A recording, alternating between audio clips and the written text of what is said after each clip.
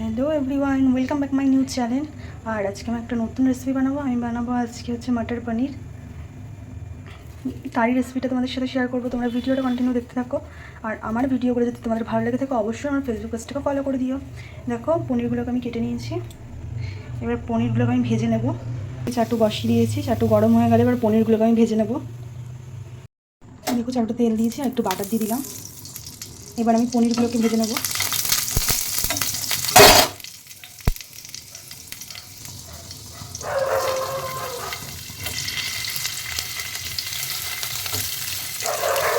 আমি বেশি লাল লাল করবো না, হালকা ভেজে নেবো।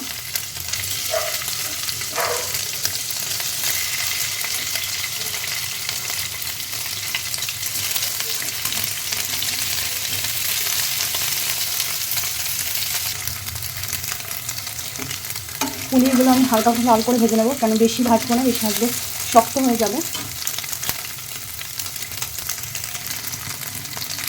দেখো পনিরগুলো মোটামুটি ভাজা হয়ে গেছে, এবার আমি তুলে নেবো। আর এই তেলেই আমি আবার পেঁয়াজ, আদা, রসুন সব ভেজে নেবো।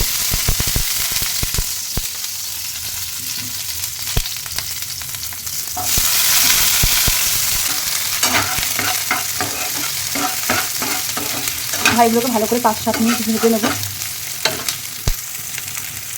আর এই ভাজার মধ্যে আমি একটু নুন দেবো।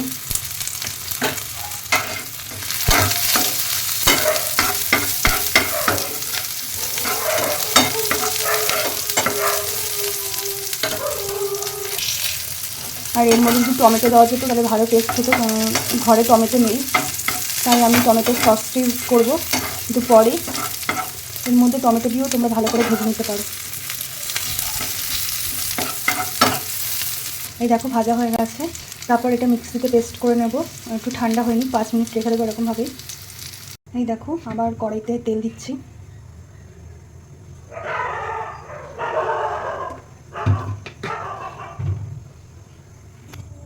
তেল দিয়েছি আর সাথে একটু বাটার দিয়ে দিলাম।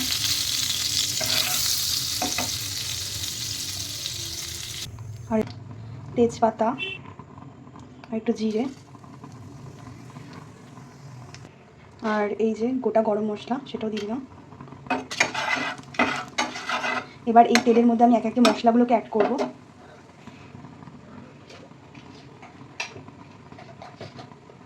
এবার মধ্যে দেবো লঙ্কার গুঁড়ো,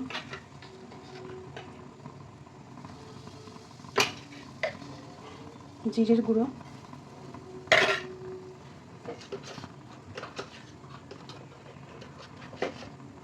হলুদ গুঁড়ো,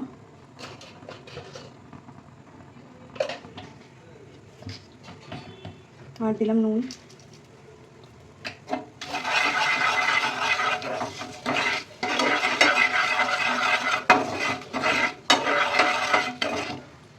এবার যে পেস্ট করা মশলাটা ছিল সেই পেস্টটা দিয়ে দেবো। এই দেখো পেস্ট করে রেখেছিলাম, কি সুন্দর কালার হয়েছে। এবার এই পেস্টটাকে এর মধ্যে দিয়ে দেবো।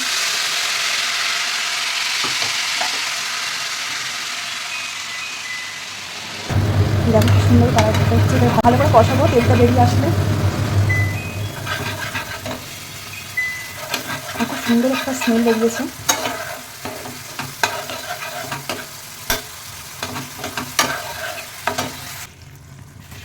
আর এর মধ্যে আমি একটা টমেটো সস দিচ্ছি, যেহেতু ঘরে টমেটো ছিল না।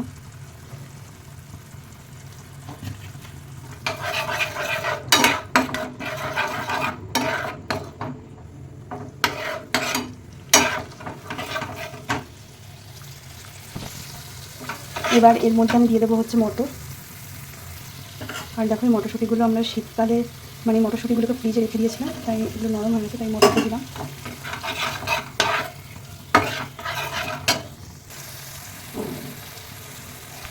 আর জাস্ট কালারটা দেখো খুব সুন্দর এসেছে।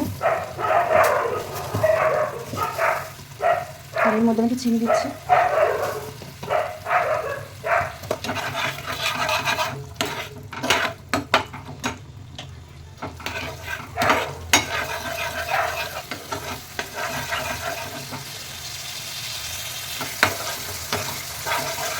খুব ভালো মতন কষানো হয়ে গেছে।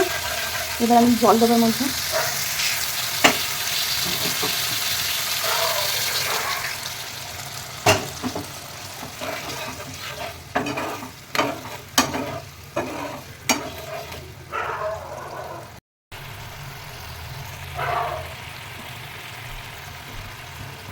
কি সুন্দর ফুটছে। এবার পনিরগুলোকে এর মধ্যে দিয়ে দেবো।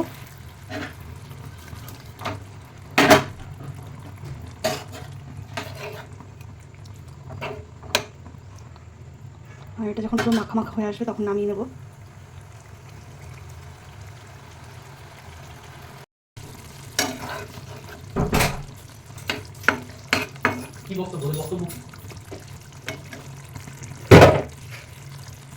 দেখো পুরো গাঢ় হয়ে গেছে। এবার আমি নামিয়ে নেবো। এর উপর দিয়ে আমি এই আমুলের ফ্রেশ ক্রিম দিয়ে নামিয়ে নেবো। চলো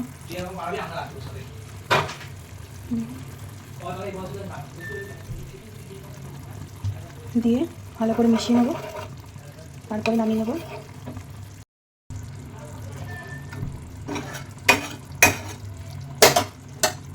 দেখো এবার জাস্ট ওপরে একটু বাটার ছড়িয়ে নামিয়ে নেবো।